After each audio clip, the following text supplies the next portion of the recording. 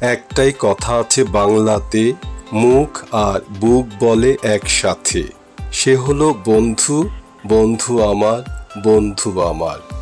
প্রখ্যাত প্রয়াত শিল্পী বাপ্পি লাহিড়ীর তুমুল জনপ্রিয় এ গানটি ছোট বড় সবার মুখে মুখে। আর অত্যন্ত জনপ্রিয় এ গানটি গুনগুন করে গাওয়ার সাথে সাথে বন্ধুর প্রতি সীমাহীন একটা ফিল চলে আসে মন প্রাণ জুড়ে। নিজের অজান্তেই তখন মুখ দিয়ে বেরিয়ে পড়ে, আহ বন্ধু আমার। তাহলে আর দেরি না করে চলুন বন্ধু এবং বন্ধুত্ব নিয়ে আলোচনায় মেতে উঠি আবারও এখন। বন্ধু কি?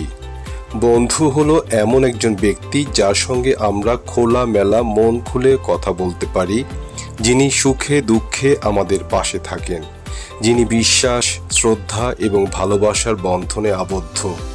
তবে সত্যিকারের বন্ধু হলো এমন একজন যিনি আপনার দুর্দিনে পাশে থাকেন, মিথ্যা প্রশংসা না করে সত্য কথা বলেন, আপনার উন্নতি ও সুখে আনন্দিত হন এবং সর্বোপরি আপনি ভুল পথে গেলে আপনাকে সতর্ক করেন। এবারে বন্ধুত্ব।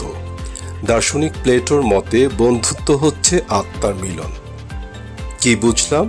হ্যাঁ, আত্মার মিলন।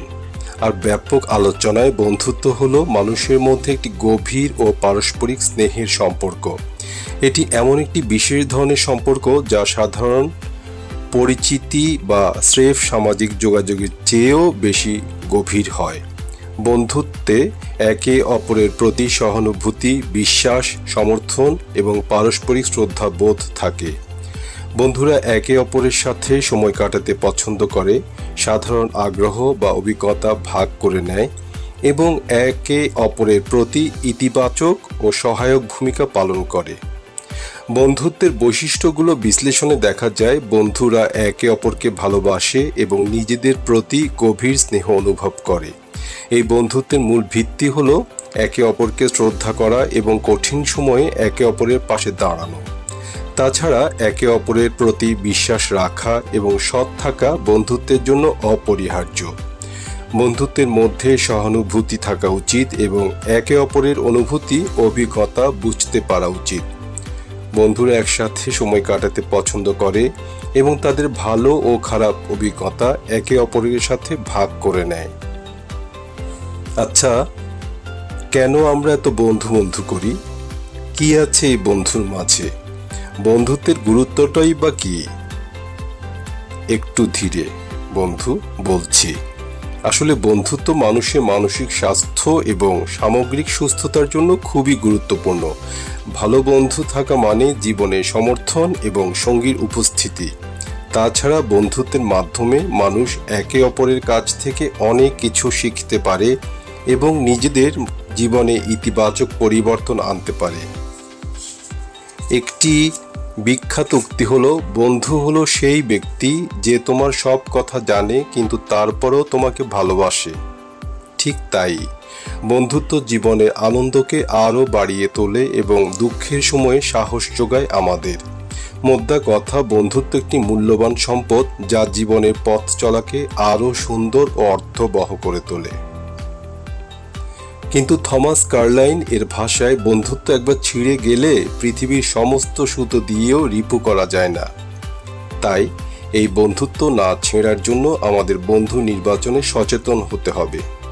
বন্ধু যাতে বন্দুক হয়ে না যায় সেদিকে খেয়াল রাখতে হবে।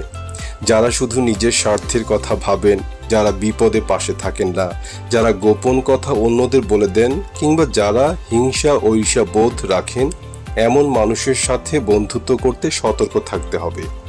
তাছাড়া এই জাতীয় মানুষদের সঙ্গ সযত্নেই এড়িয়ে চলা উচিত, বন্ধুত্ব তো দূরের হিসাব। তাছাড়াও যারা মিথ্যা বলে লোক ঠকান, এরাও কোনো মতেই বন্ধুর তালিকায় থাকা উচিত নয়। বিশ্লেষণের শেষের দিকে বলা যায়, ভালো একজনকে বন্ধু হিসেবে পেয়ে গেলেই বন্ধুত্ব গাঢ় হয়ে গেল, বিষয়টা কিন্তু এমন নয়। গাছকে যেমন সার দিয়ে, পানি দিয়ে সঠিকভাবে বড় করে তুলতে হয়, তেমনি করে বন্ধুত্ব সঠিকভাবে রক্ষারও কিছু উপায় আছে। এগুলো হলো বিশ্বাস বজায় রাখা, বন্ধুকে সময় দেওয়া ও যোগাযোগ রাখা, ভুল বোঝাবুঝি হলে বন্ধুর সাথে খোলামেলা কথা বলতে হবে, উপকার করলে নির্দ্বিধায় কৃতজ্ঞতা প্রকাশ করতে হবে। সবসময় একে অপরের সুখ দুঃখ ভাগ করে নিতে হবে। এত সব কিছুর পর উইড্রো উইলসনের মতো প্রিয় বন্ধুটিকে সাথে করে আপনারও কি বলতে ইচ্ছে করে, একজন সত্যিকারের বন্ধু হলো সে, যে তখনও আমার পাশে থাকে যখন পুরো দুনিয়া আমার বিপক্ষে।